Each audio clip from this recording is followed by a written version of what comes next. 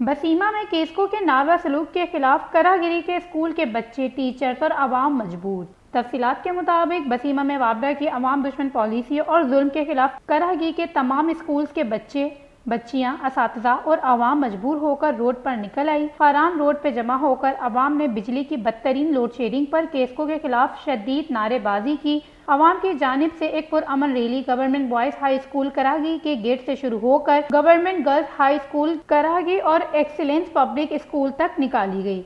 दरमियान में excellence school के बच्चे भी अपने असातिज़ा के साथ रैली में शरीक हुए। तुलबा और तुलबात की जानिब से करागी फेडर के बिजली को कम करने और प्राइवेट एहलकारों के खिलाफ शदीद नारेबाजी भी की गई। रैली खारान रोड से होते हुए एक्सीलेंस स्कूल के गेट पर एक जलसे की शक्ल इख्तियार कर गई। एहतजाजी रैली से खिताब करते हुए समाजी और कबायली रहनुमा मीर अब्दुल वाहिद ईसाजई, सियासी और समाजी रहनुमा हाफिज नासिर रहमान ईसाजई और दीगर का कहना था कि करागी को इलाकाई सियासी लीडरान और नुमाइंदों ने एक शहर नापुरसा बनाया हुआ है। करागी का कोई सियासी वारिस नहीं है, सबको अपने मफादात से मतलब है। हालांकि करागी तालीम के हवाले से पूरे जिले में टॉप पोजीशन पर है। उन्होंने मजीद कहा, इलाके के बाकी लोग हम सब से तौसुब करते हैं। अगर हमें कोई सियासी नुमाइंदा नहीं है तो सरकार कम से कम नोटिस लेकर करागी के फेडर के बिजली के दौरानियों को बढ़ा दे, जो 24 घंटे में सिर्फ 3 घंटे है। इन 3 घंटों से भी बिजली कई बार ट्रप करता है। अमला हमें सिर्फ 1 या 1.5 घंटे बिजली फराहम करता है। हमारे सैकड़ों इलेक्ट्रॉनिक मशीन जल कर खाकसर हो गई हैं। स्कूल के बच्चे भी इस लोड शेडिंग से शदीद परेशान हैं। इस्त्री वाले वर्दी और गुसल के लिए पानी तक मैसर नहीं।